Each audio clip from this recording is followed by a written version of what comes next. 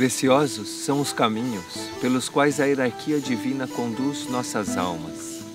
Porquanto sejam trilhas desconhecidas, percorrê-las em confiança nos permite perceber, em pequenos vislumbres, parte do grandioso plano projetado pelo Criador.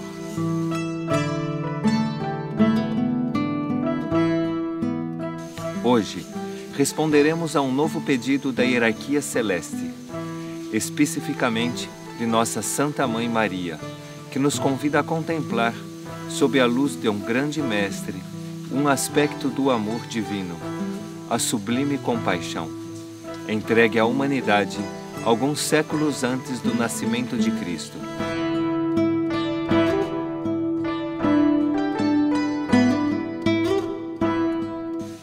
Para este estudo, a Mãe Divina nos solicitou recordar a vida do iluminado Mestre, que semeou esta chama no coração de muitas almas, pois assim, em sua presença interior, nosso entendimento se ampliará e encontraremos novas compreensões e possibilidades. Quando os olhos e a razão são iluminados pelo amor divino, o que se percebe separado se unifica, o diferente se complementa, o que parece incompreensível se esclarece e o irreconciliável se harmoniza à luz da sabedoria.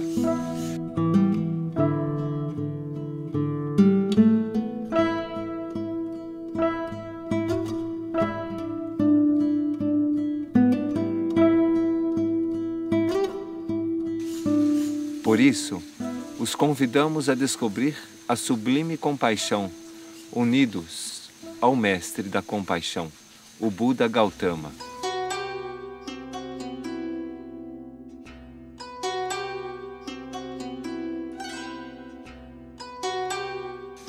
Para muitos, este tema será conhecido e vibrante, trará recordações e muito alívio. Será algo natural e suave, mas para outros pode chegar a ser um pouco áspero, desconcertante e desafiador. A estes últimos, pedimos que se refugiem no coração e busquem dentro dele a verdade de todas as coisas.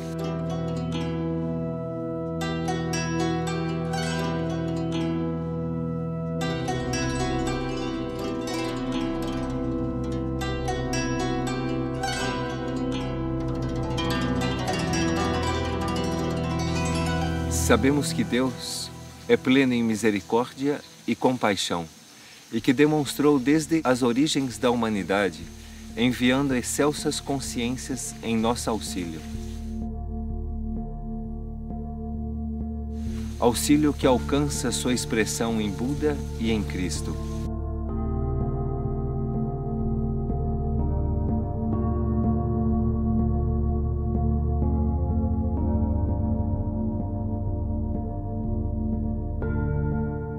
Mas, tanto Cristo, em seus 3 anos de missão, quanto Buda, em seus 45 anos de missão, despertaram e instruíram a humanidade, segundo as possibilidades de que ela dispunha.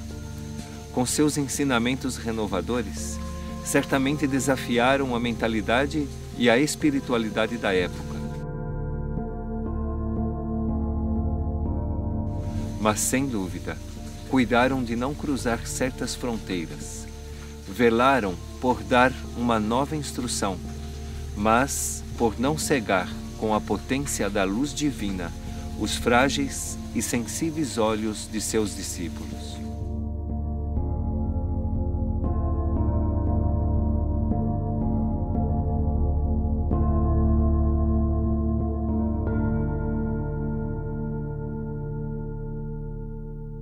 Quando pousamos nosso olhar em Jesus, percebemos-nos incapazes de entendê-lo.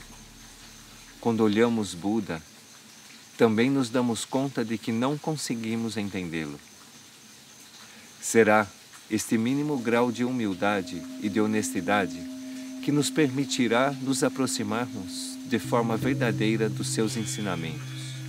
É importante recordar que Buda e Cristo pediram aos seus discípulos que se fixassem mais no conteúdo da mensagem do que no mensageiro em si, que prestassem atenção ao lugar em que o dedo indicava e não ao próprio dedo.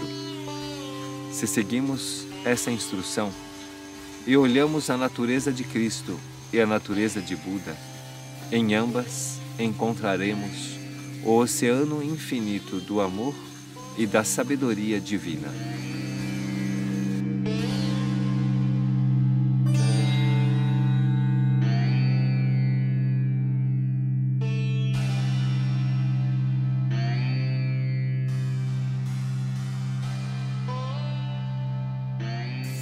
Há mais de 2.500 anos, no norte da Índia, no que hoje conhecemos como Nepal, do ventre de uma jovem rainha e sob as mais sagradas circunstâncias, nasceu um menino que foi conhecido como Siddhartha Gautama, o qual seria lembrado para sempre como Buda.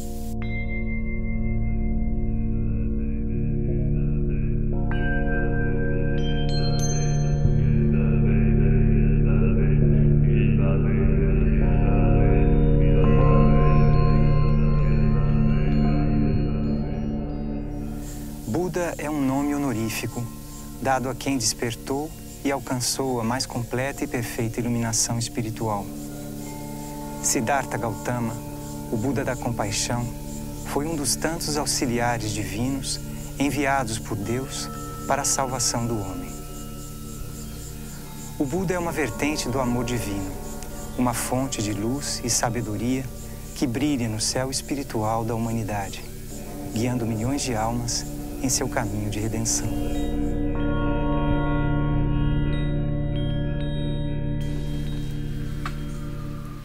A vida e os ensinamentos de Gautama Buda são excepcionais. E à luz da sua sabedoria inextinguível e vigente, Buda legou ao mundo inúmeros exemplos de pureza e santidade. E sua filosofia produziu, ao longo das épocas, muitas gerações de homens virtuosos.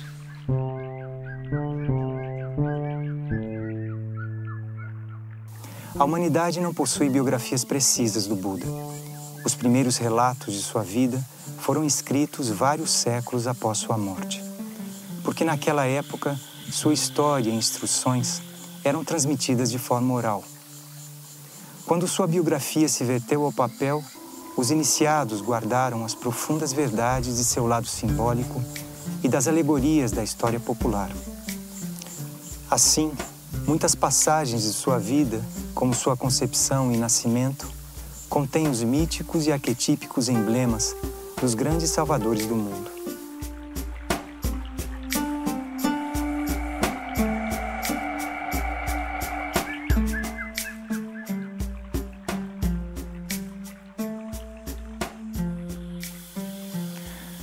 Mayadevi era uma soberana de um pequeno reino indiano.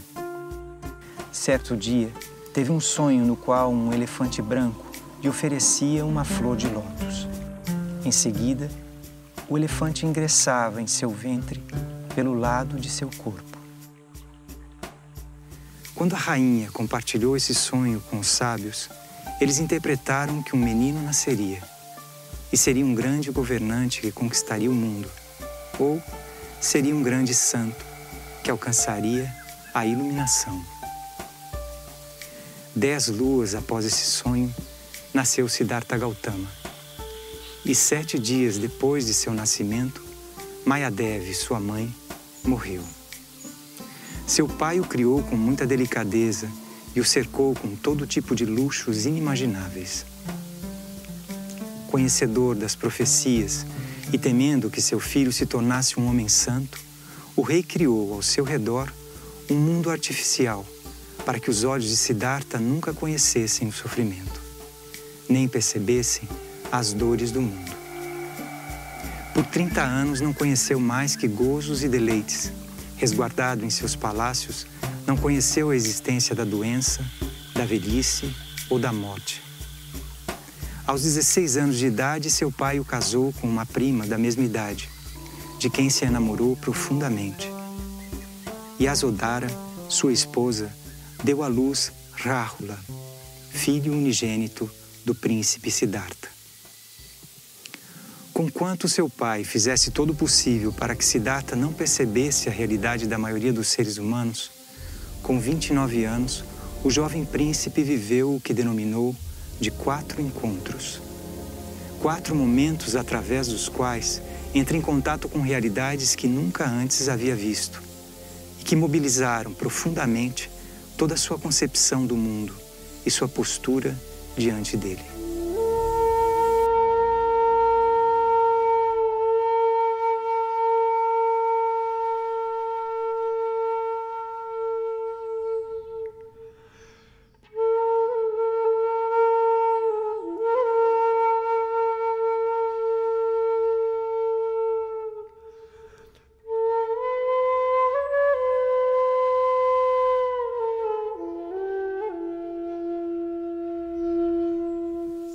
Un día en que Siddhartha salió del palacio para recorrer el reino, sucedió el primer encuentro en donde el príncipe vio a lo lejos a un anciano. Perplejo, le preguntó a su asistente qué era eso que estaba viendo. Y él le responde que eso era el cambio, que uno no siempre se mantiene joven y hermoso. En el segundo encuentro, Siddhartha ve a un enfermo y sin comprender preguntó qué era eso. Y su asistente le respondió que eso era algo que le sucede a todo el mundo, que todos se enferman, que la enfermedad es algo que trae sufrimiento y de lo cual nadie puede escapar. En el tercer encuentro, él ve un cadáver y entonces conoció a la muerte y percibió la impermanencia de todas las cosas. Todo esto lo abrumó y entristeció, pues advirtió que ese era también su destino. Gautama se dio de frente con una realidad universal, la existencia del sufrimiento. Eso lo afligió enormemente. En el último encuentro, él ve a un asceta en el cual percibe paz y tranquilidad, a alguien que ha escogido una vida totalmente opuesta a la de él. Siddhartha percibe en el ascetismo un camino para escapar al cambio, a la impermanencia, al sufrimiento y a la muerte.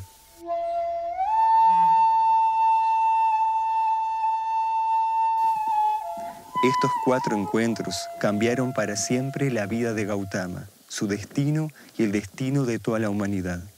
El joven príncipe, profundamente preocupado y determinado en comprender la naturaleza del sufrimiento y de cómo hacerlo cesar, decidió renunciar a la vida que llevaba. Para esto, escoge la vida ascética, abandonando el palacio, a su hijo recién nacido, a su esposa y a su padre, así como a todas las riquezas y placeres. En este pasaje de la vida de Buda, llama poderosamente la atención el efecto interior que generaron los 4 encuentros. Si miramos con atención, percibiremos aquí el despertar de la compasión, que lo lleva a rasgar con los velos de la ilusión impuestos desde su nacimiento.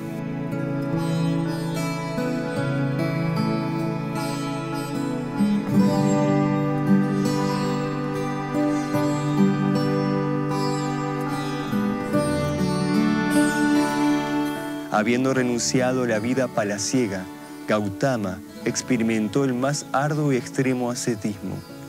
Pero después de varios años, percibió que en esta extralimitada austeridad no se encontraba la liberación del sufrimiento ni la iluminación. Esta experiencia le hizo descubrir el camino del medio, el camino del equilibrio. 6 años después de su gran renuncia y de una ardua y determinada búsqueda interior, a sus 35 años, mientras meditaba a los pies de una higuera, Gautama superó todas las barreras, limitaciones y tentaciones impuestas a los seres humanos, alcanzando la iluminación.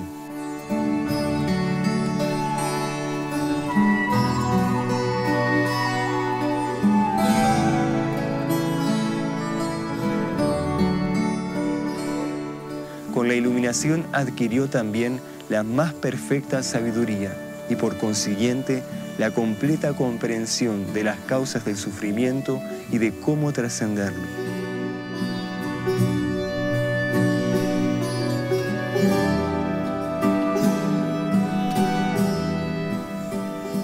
A partir de ese momento y hasta su muerte, Gautama instruyó a la humanidad tanto cuanto ella podía asimilar.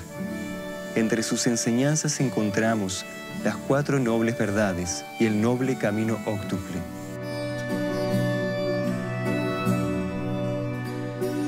Antes de continuar, quisiéramos compartir lo que entendemos por iluminación, pues seguramente existen muchas interpretaciones diferentes al respecto. La iluminación es un estado que alcanza el ser, en el cual existe una completa liberación de la esclavitud de los sentidos y de la personalidad. Es un estado en donde se adquiere una completa percepción del verdadero yo, prevaleciendo la conciencia de la unidad sobre todas las otras esferas del ser. Por medio de la iluminación se percibe la falta de realidad de todos los fenómenos del cosmos visible. En el estado de la iluminación se llega a un absoluto desprendimiento de todo lo efímero y finito y se comienza a vivir, aún estando en la tierra, solo en lo inmortal y eterno, en un supremo estado de santidad. Es muy desafiante resumir en pocas palabras los 80 años de vida del Buda y creemos que es verdaderamente provechoso estudiar con detalle sus instrucciones, pues allí encontraremos muchas claves para sobrellevar los tiempos de purificación. Una vez colocada nuestra mirada interior en el Buda, maestro de la compasión, los invitamos a profundizar en esta sagrada energía.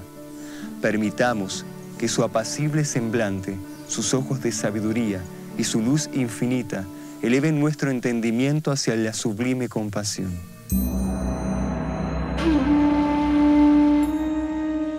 Señor, dame ojos misericordiosos para que mi mirada pueda ver la necesidad en cada lugar. Señor, dame una boca silenciosa para que solo pronuncie palabras de amor y de luz. Señor, dame un camino humilde para que mis pies caminen por el sendero de la simplicidad. Señor, dame oídos cristalinos para que solo oiga tus palabras en todo lugar. Señor, dame un corazón puro para que guarde la esperanza y en tu divina misericordia alcance la redención. Señor, dame manos prodigiosas para que solo done y sirva a los que te necesitan. Amén.